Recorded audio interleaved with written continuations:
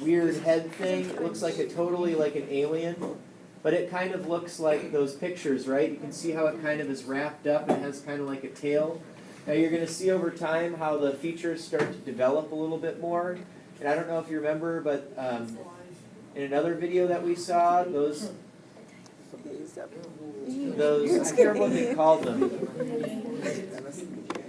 But you start to see the real development here, and then, like I said, it's not in English. It kind of is weird looking. That was you, and that was me. You can see how the heart's starting to develop. You can see how the limbs are now there. So this is an embryo in a later stage of development. How can it breathe? It's not alive. It is alive. It's an entity. So if people aren't really aware of how this works, let me describe it a little bit. So I don't know if everybody sees this.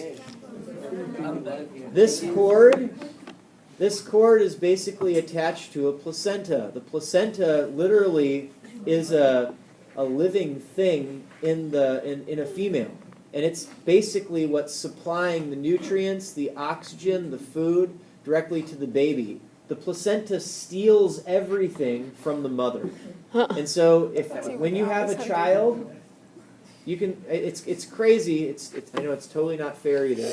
But when you have a child, literally the placenta grows and it acts as a tumor.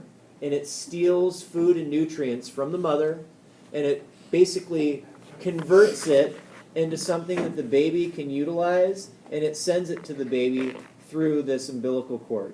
And for the most part, the umbilical cord also sends the waste back out. Now, the baby's not pooping, the baby's not peeing. It's actually all going in and out of the placenta and the umbilical cord. It's crazy. It's pretty interesting. It eats its own poop. Yes, sir? Some people use placenta for rejuvenation. So there are some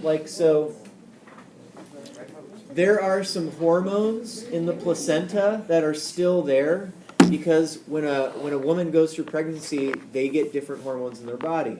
And actually there's one particular hormone that's produced in the placenta, oxytocin, which actually is kind of a feel-good hormone. And so that's why mothers kind of have that instinctively motherly love, especially when the child is being shaped in the womb. Although I've seen some mothers who have a baby growing inside them who are not so motherly and loving. But typically, the placenta, kind of like what Victor said, people actually, sometimes women will prepare it afterwards. They give birth to the baby, they give birth to the placenta, and they'll take the placenta and they'll prepare it so they actually re-ingest it because it actually has hormones in it and it's supposed to rebalance you. So you don't have to eat it, but actually for my wife, I did prepare it for her, and it was quite disgusting. I turned it into this it was weird, but she took it, she ate it right up. Not all in one sitting. She wasn't like, placenta. She had to mix it with something and kind of drink this powder that I made. But I dehydrated her placenta. I cut it into pieces. It was really weird.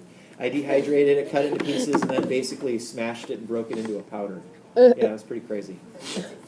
So this is early on. You can see again one more time. I don't know, did that kind of answer your question, Victor? It's your child. Does that kind of help? So Is you that can a see spine? this, ladies and gentlemen, this looks kind of like those pictures. This is probably later stage of development, but you can see that it's very similar to the pictures that we are looking at. So let's go back to this and let's take a look at something. It says, why do you think all organisms look similar in early stages of embryonic development? And it says, think about the 4 organisms in the video. What are some of the similarities and differences and how they change? Now, what I originally was going to be able to show you was the 4 different... I can't believe I can't find this. I wonder if I have to upload something.